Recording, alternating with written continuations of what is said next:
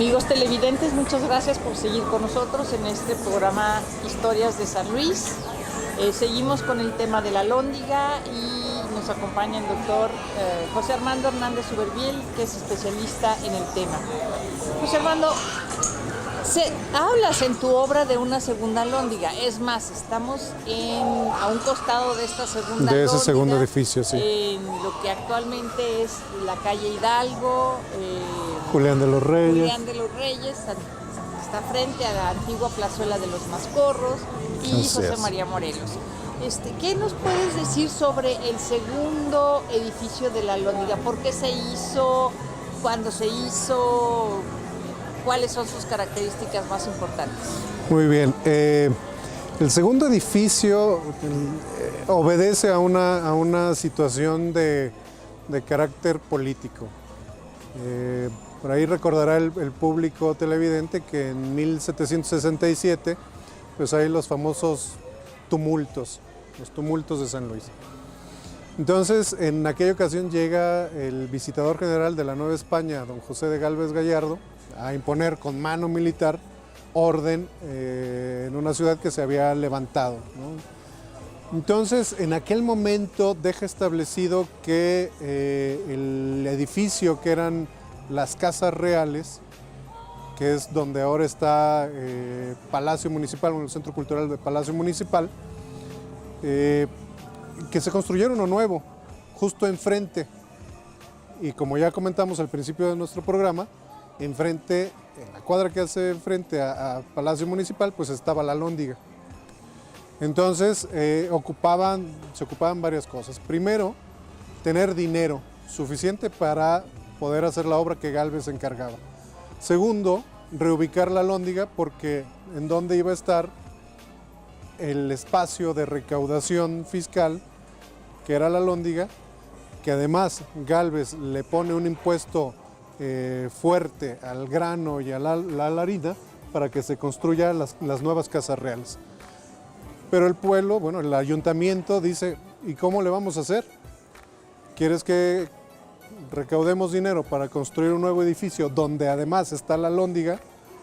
Pues necesitamos una nueva alhóndiga para seguir recaudando dinero para poder construir aquello que nos dices en aquel lugar, ¿no? Entonces, Gálvez le encarga a un personaje muy interesante que está en San Luis, que es Felipe Cler. Le encarga que le haga un análisis de la situación y una de las propuestas que hace el propio ayuntamiento es, bueno, pues vamos a permutar espacios. Las casas reales convirtámoslas en alhóndiga y la alhóndiga levantemos ahí un nuevo edificio.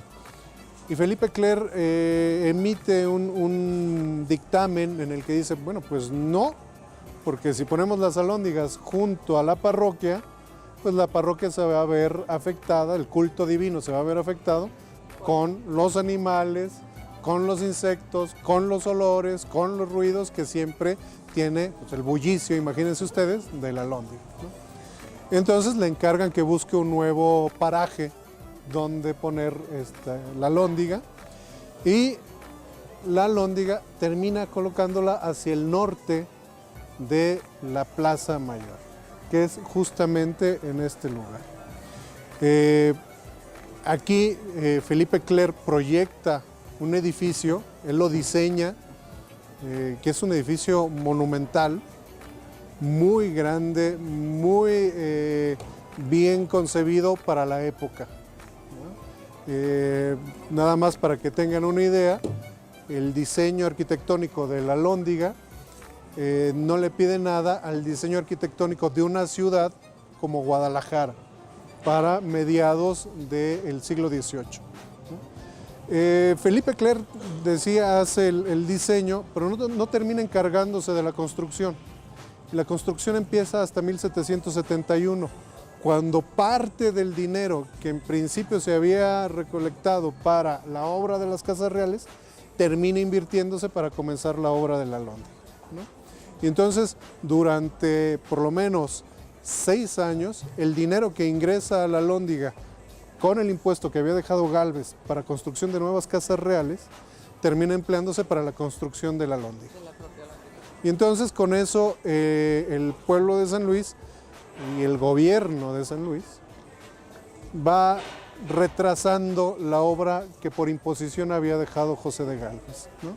Y se hace con un edificio mayor, en mejor estado, con bodegas bien acabadas. Aquí hay un local, ojalá podamos tener alguna toma, donde se puede ver todavía el sistema arquitectónico que se utilizó para el embovedamiento de estas bodegas, ¿no?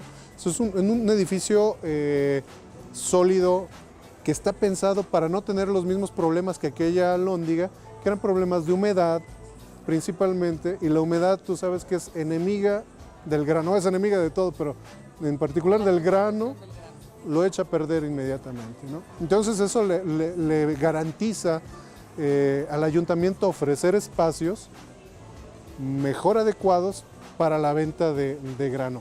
Pero no nada más eso, sino que también aquí en este edificio, en los locales que hacen frente a la arcada, no se destinarían a la venta de grano, sino que estarían destinados a lo que en la antigua alhóndiga se conocía como la londiguilla o casa de la fruta, que eran bodegas especiales para que se vendieran frutas, legumbres, pero también huevo, pescado, etc.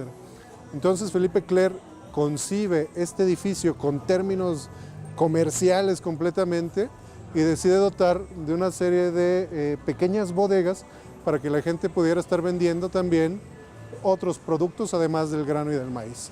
Eso es muy interesante. Y por cierto, yo sé que de acuerdo a la documentación, el primer reloj que hubo en San Luis Potosí estuvo en las casas reales del siglo XVII, pero también sé que se colocó un reloj en este segundo edificio de la Alhóndiga. ¿Qué nos puedes decir sobre eso? Sí, se coloca un reloj, pero este ya es posterior. En realidad el reloj que vemos hoy en día es un reloj del siglo XX. Antiguamente, como la alhóndiga se rige por horarios en sus ordenanzas, lo que marca es la hora que la parroquia dicta. En el momento en que la parroquia toca las campanas, abre la alhóndiga. Y en el momento en que da el último campanazo del día, cierra la alhóndiga.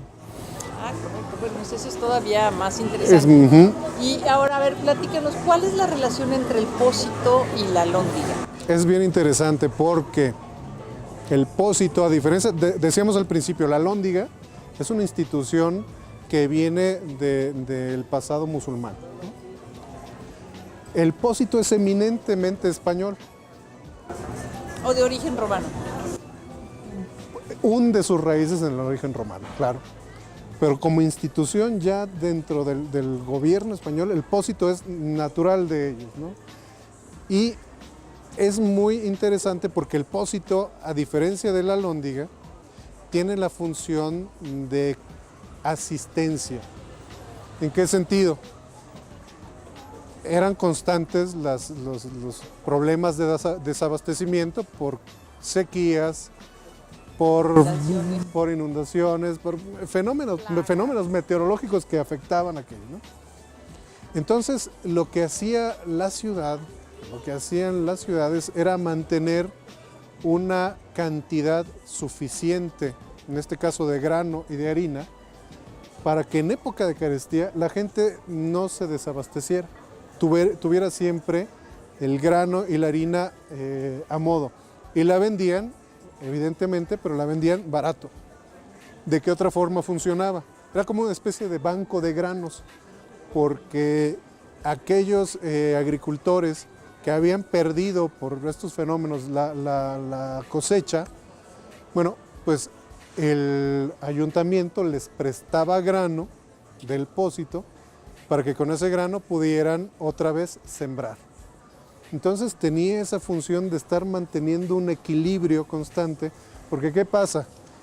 En muchas ocasiones había carestía, pero no faltaba el particular que tenía en su casa la pequeña bodega de grano y sacaba el grano y lo empezaba a vender carísimo. No había, él ponía su precio y lo vendía, ¿no?